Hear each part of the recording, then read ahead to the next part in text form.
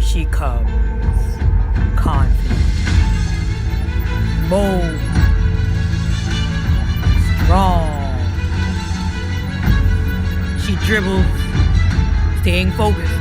She sees the basket, she shoots, she scores. She is the traveler.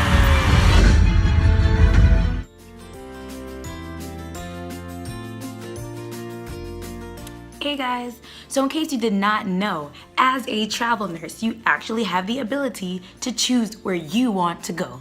That's right, the ball is in your court. So today I'm going to give you 10 tips to be able to score the assignment that you desire. Let's get into it. So just like with everything else, it all starts with you. So the number one tip would be know what you want. So most travel assignments are 12 to 13 weeks, but if you want a shorter assignment, you can request that through your agency. I personally have gone on some 6 or 8 week assignments if you request that. The hospital may accept it, they may not, but know what you want. Know how many patients you would like to have. Some hospitals have a higher patient ratio than others. Know what shift you would like to work. Know what kind of weather you would like to be in. So first do a self-assessment and say, what do I want? What kind of hospital do I want to go to? That is tip number one. Number two, what do they want? Now, how do you find that out, you may ask? Ask your recruiter. Ask them what hospital it is. If it's a women's hospital, well, you might want to be familiar with how to give OB care. If it's a pediatric specialty hospital, you want to know that you're comfortable with pediatrics, so know what they're looking for. Sometimes the hospital may also say, well, we need a nurse for the entire summer. So that means that, they're going to want you for the entire 3 months and they may not be able to give you the shorter assignment. So figure out what that hospital wants so that you can say, well, I want this and they want this. Is it going to be a good fit? Number three, have all of your certifications, testing, everything up to date. If your file is not up to date, many times they may not even submit you to the hospital yet. Some of the hospitals won't even take you if you don't have your license yet. If you don't have, your certifications up to date, you can't even qualify for the facility. And they may not wait for you. They may hire someone else instead, so you can lose that spot. So have all of your testing, shots, everything up to date. And we will go further into this when we go over the video in an upcoming video about how to prepare for your assignment. Number four, go off season. So sometimes it can be hard to get a certain assignment. So let's say Florida, for example, you may want to go to South Florida. Well, everybody wants to go to South Florida in the winter because everyone is trying to run away from the cold. So if you try to get an assignment at a hospital in the wintertime in South Florida, it may be a little bit more difficult. You may have more competition.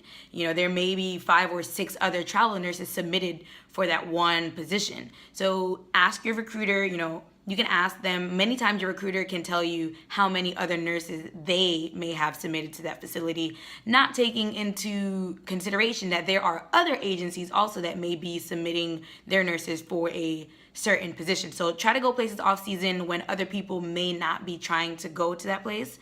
So, if you want to go to Alaska, go in the winter because, everyone is waiting until summer to go to Alaska.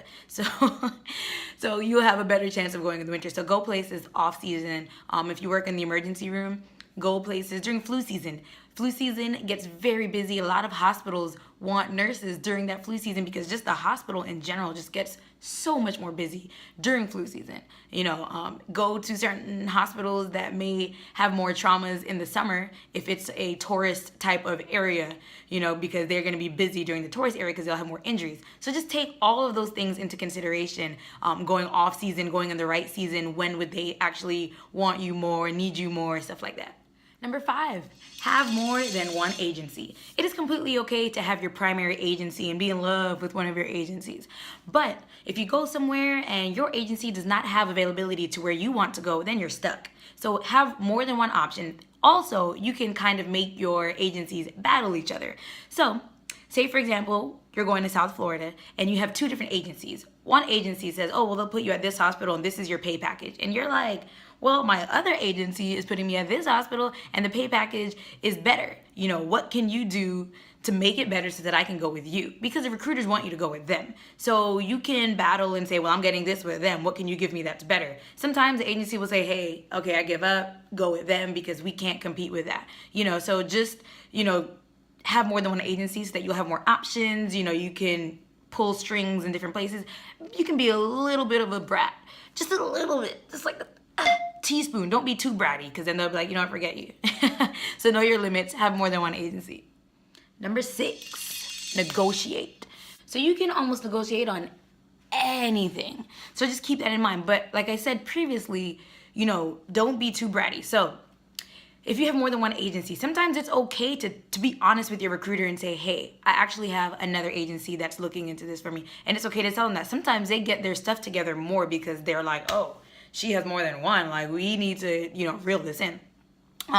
Also, when you negotiate, know how strong, you know your competition. So if you're going to some random hospital, there's no, and your recruiter tells you, well, there's no one else submitted to this hospital, you know, they have 5 spots open, you know, it's kind of like, okay, I don't really have much competition. So you can, it seems like that hospital may be a little bit desperate because they don't have a whole bunch of submissions to their hospital. So you can probably pull a little bit more strings with them and say, I only want to be here for 9 weeks, not 13.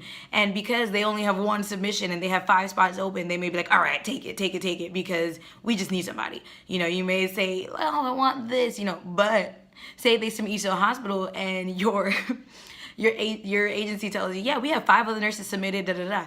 You don't want to ask for, you know, too much, because then they're like, okay, well, we have 4 other nurses that are submitted for this same position, so you can go ahead and leave because you're just asking for too much. So know when the ball is in your court. Know when you have the upper hand of, you know, oh, well, they're really desperate or whatever, so I can really pull some strings and get into this. Just, you know, you can negotiate housing. You just anything you can think of, just say like, well, can I get a better in this, or can I get this? Because like I said, the first tip, know what you want. When you know what you want, then you're able to negotiate better. Number 7 is going to be build that resume. Oh my goodness, that's so important. So the more assignments you have, the more experience you have on your resume, the more likely you are to get the assignment that you want. So I'll give you guys a little story of mine.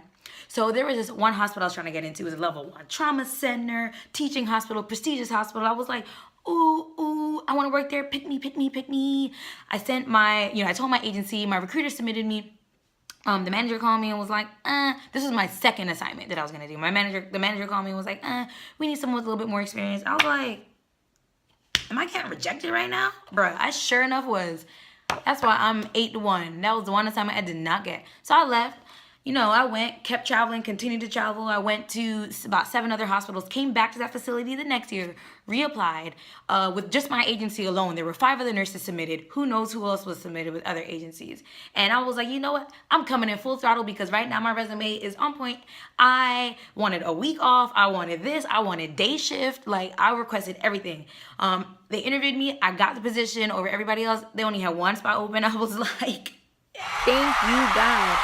So if you get rejected, if you fail, like I did, it's all right. Dust your shoulders off, get up, go get that experience, build that resume, and come back full throttle. Number 8, extend your contract. Now, what do I mean by that? A lot of hospitals, even though you're a travel nurse, they want to keep you as long as possible, unless you're there just for like flu season. After flu season, they're going to be like, all right, bye, go. But if you're there, you know, they want to keep you for 6 months if they can, 8 months if they can. So if on your resume, other hospitals see, oh, wow, at that previous hospital that Monique went to, she extended.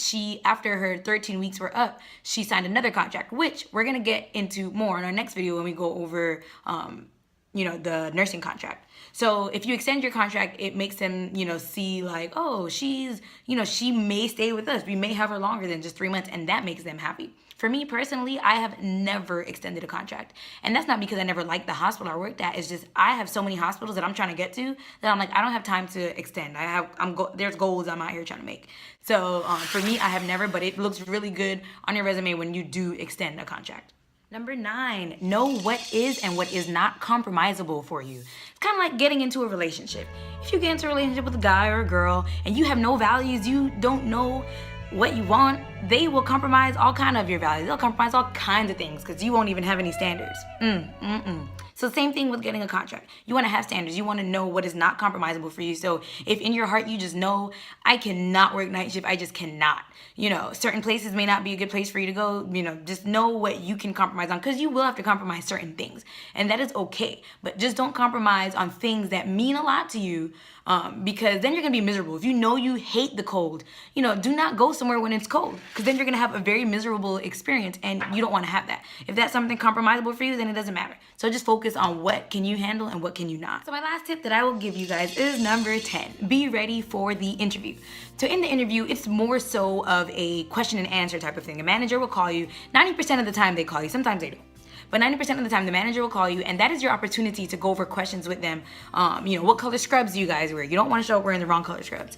What is your patient load? And they'll go over with you, oh, we take care of mostly women, or, we usually see about 100 patients a day in our emergency room. They'll go over things, and they'll kind of explain their ER to you, and then you'll kind of ask them questions. So for me, I'll usually prepare a list of questions, like I said, what color scrubs, how many patients do you guys get? Do you guys get a break? Just things like that you would want to know. Have that list ready. Kind of research a little bit about the hospital so that you'll know which questions to ask, because your recruiter can only answer certain questions. That manager is more responsible of asking certain questions for you. After the interview, the manager will get in contact with your recruiter within about 3 days or less, usually less than that. And they'll let your recruiter know if they want you or not, and then you'll hear through your recruiter if you've been chosen for the job or not. So be ready for that interview, question and answer. All right, guys. So I hope these 10 tips are very helpful for scoring the assignment that you would like to get. If you have any comments or questions, feel free to leave them below. Hit that like button if you enjoyed this video, and subscribe to my channel so that you won't miss the next video where we talk about the travel nurse contract. See you later, guys.